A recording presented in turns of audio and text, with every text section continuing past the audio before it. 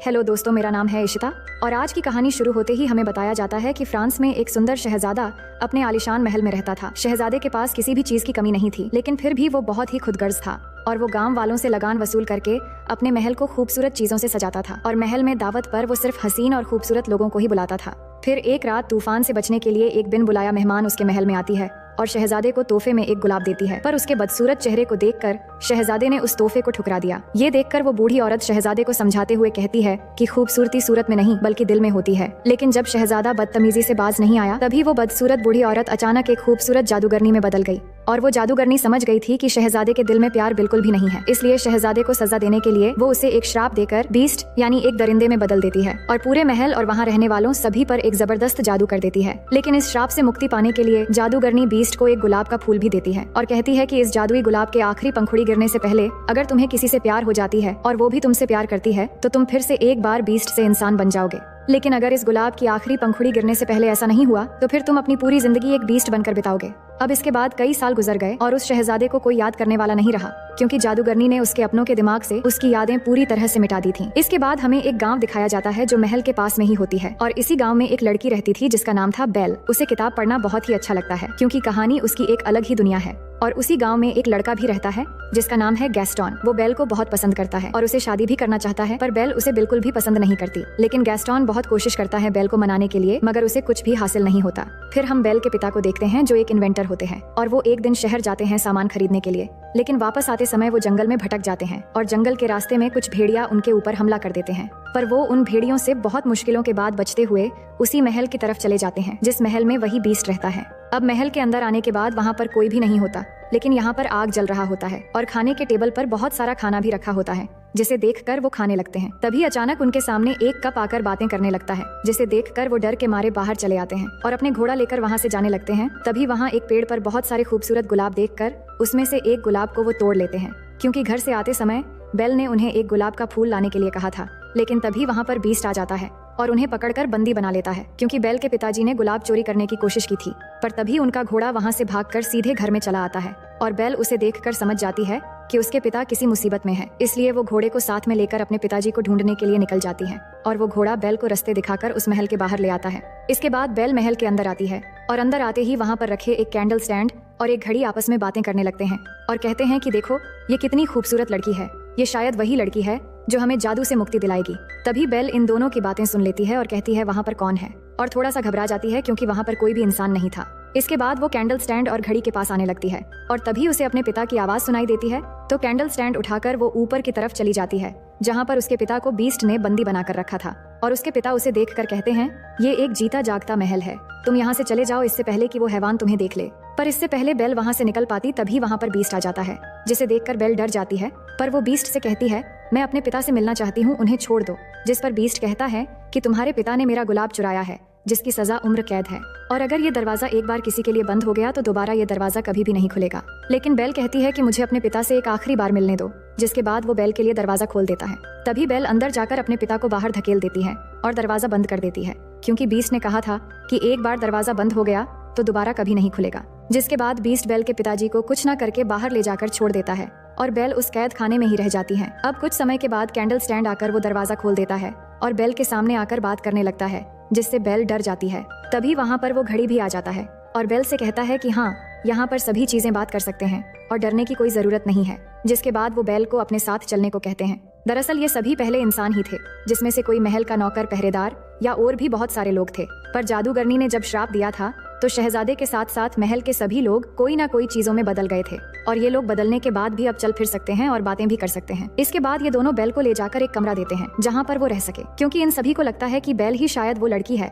जो इन सभी को श्राप से मुक्ति दिला सकती है। वहीं जब बीस्ट को ये सारी बातें पता चलती है तो वो कैंडल स्टैंड और घड़ी के ऊपर गुस्सा होता है। तभी घड़ी उसे कहता है कि शायद यही वो लड़की है जो हम लोगों को श्राप से मुक्ति दिला सकती है, इसलिए तुम्हें उसके पास जाना चाहिए और उससे प्यार से बात करना चाहिए। पर बीस्ट इस बात से और भी ज्यादा गुस्सा हो जाता है, पर यहाँ पर रहने वाले सभी मिलकर उसे समझाते हैं और वो मान जाता है, क्योंकि उसके वजह से ही यहाँ रहने वाले सभी लोग श्रापित हैं। इसलिए वो बेल से मिलने के लिए उसके कमरे के बाहर जाता है और उसे साथ में खाना खाने के लिए कहता है। पर बेल उसे मना कर देती हैं और कहती हैं कि तुम्हारे साथ खाना खाने से अच्छा मैं भूखा ही रह जाऊं। ये सुनकर बीस्ट गुस्सा हो जाता है और उसे कहता है, तो ऐसा ही होगा, तुम्हें कोई भी यहाँ पर खाना नहीं देगा। ये कहकर वो वहाँ से चला जाता है उसके बाद वो उस जादुई गुलाब के पास आता है जिसका आखिरी पंखुड़ी गिरने के बाद वो हमेशा के लिए एक बीस्ट बनकर रह जाएगा। और वो देखता है कि उस गुलाब के बहुत सारे पंखुड़ी अब तक टूट कर गिर चुके हैं और बाकी पंखुड़ी भी बहुत ही जल्दी गिरने वाले हैं। वहीं दूसरी तरफ हम देखते हैं कि बेल के पिता वापस अपने गाँव में चले आते हैं और गाँव वालों को उस महल के बारे में कहने लगते हैं और बीस्ट के बारे में भी कहते हैं, पर उनके बातों पर कोई भी विश्वास नहीं करता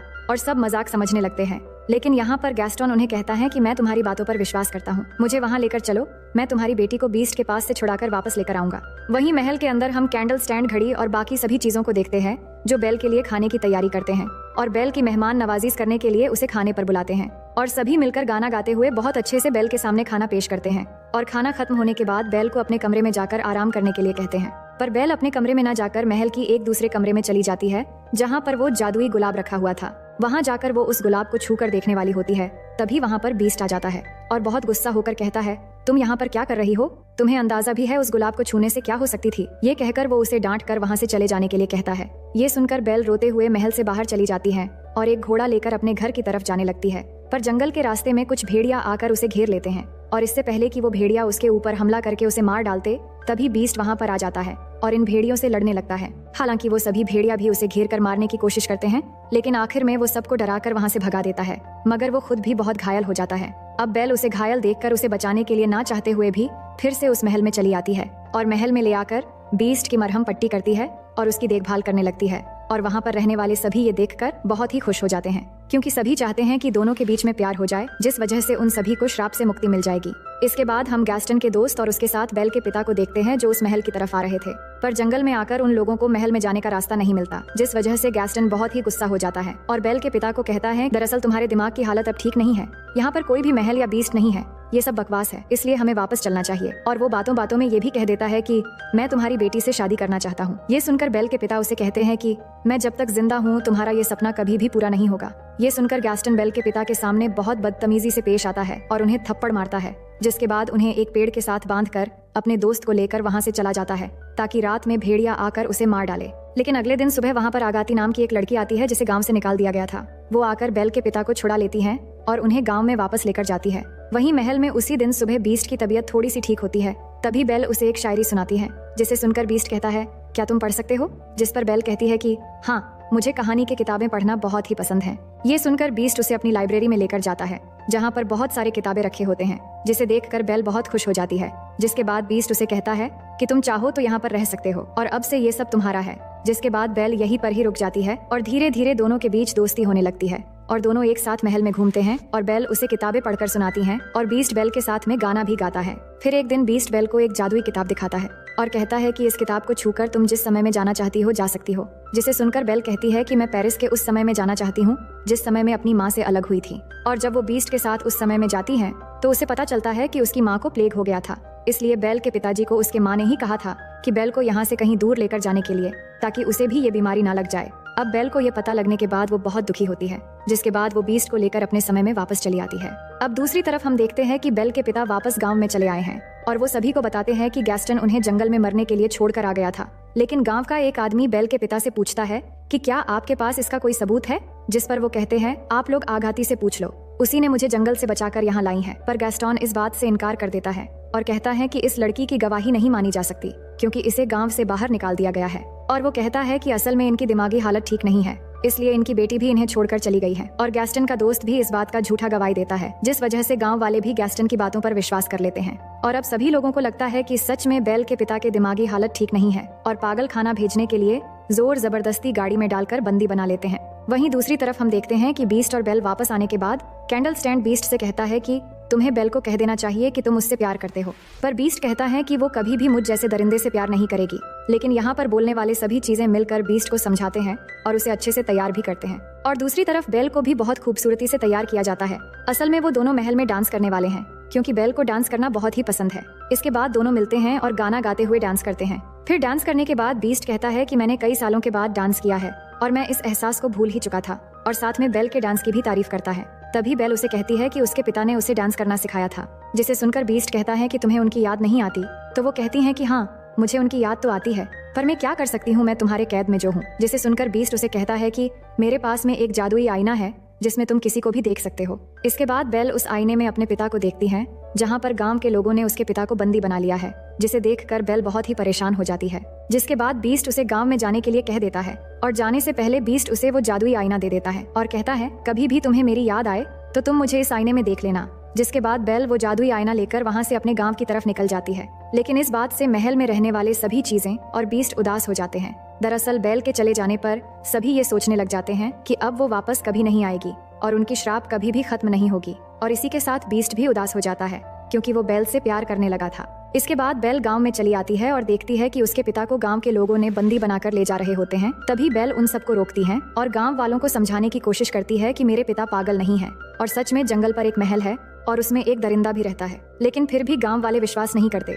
इसलिए बेल गांव वालों को विश्वास दिलाने के लिए उस जादुई आईने में सबको बीस्ट का चेहरा दिखाती है, जिसे देखकर गांव वाले डर जाते हैं। लेकिन बेल सभी को कहती है कि डरने की कोई जरूरत नहीं है। तुम जिसे दरिंदा समझ रहे हो असल में वो दिल का बहुत ही अच्छा है और वो किसी को भी नुकसान नहीं पहुंचाता। जिसे सुनने के बाद गैस्टन समझ जाता है कि बेल अब उस दरिंदे से प्यार करने लगी है। इसलिए वो गांव के लोगों को भड़काने लगता है और डराकर बीस्ट को मारने की बात करता है और वो बेल को भी उसके पिता के साथ में बंदी बनाने को कहता है। जिसके बाद सभी गाँव वाले मिलकर बेल को भी बंदी बना लेते हैं और उसके बाद सभी गाँव वाले मिलकर महल की तरफ जाने लगते हैं। और जब गांव वाले बीस्ट को मारने के लिए महल में चले आते हैं तभी वहां पर बीस्ट के सारे साथी मिलकर गांव के लोगों के ऊपर हमला कर देते हैं और बुरी तरह सबकी पिटाई करने लगते हैं। और इसी बीच बेल मौका पाकर अपने पिता की मदद से गाड़ी के पिंजरे से आजाद होकर बीस्ट की तरफ बढ़ने लगती है। दूसरी तरफ गैस्टन बीस्ट के पास जाता है जहाँ पर बीस्ट उदास होकर बैठा हुआ था और जाकर उसे कहता है कि तुम्हें क्या लगा दरिंदे, बेल तुमसे प्यार करती है? तुम ऐसा सोच भी कैसे सकते हो कि वो तुम जैसे दरिंदे से प्यार करेगी? उसने ही हम लोगों को तुम्हें मारने के लिए यहाँ पर भेजा है। ये कहकर गैस्टन उसे गोली मार देता है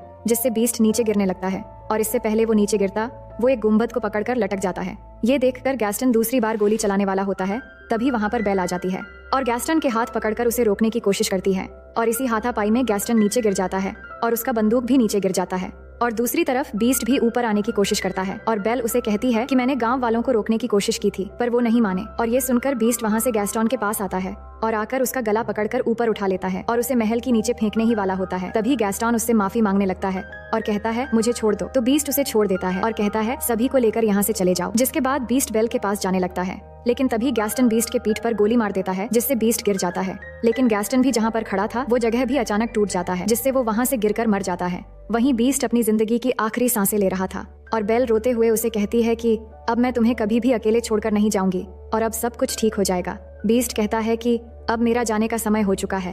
तभी गुलाब की आखिरी पंखुड़ी भी गिर जाती है और बीस्ट भी पूरी तरह से खामोश हो जाता है और उसके साथ में वहाँ पर जितने भी उसके साथी थे वो एक दूसरे से बात करते हुए एक एक करके वो भी हमेशा के लिए खामोश हो जाते हैं और बेजान हो जाते हैं। और यहाँ पर बीस्ट की ये हालत देखकर बेल बहुत ही दुखी हो जाती है और वो उसे कहती है कि मैं तुमसे बहुत प्यार करती हूँ। ये कहकर वो बीस्ट को एक किस करती है। तभी वहाँ पर आघाती आती है जिसे गाँव वाले ने निकाल दिया था और ये वही जादूगरनी थी जिसने शहजादे को श्राप दिया था।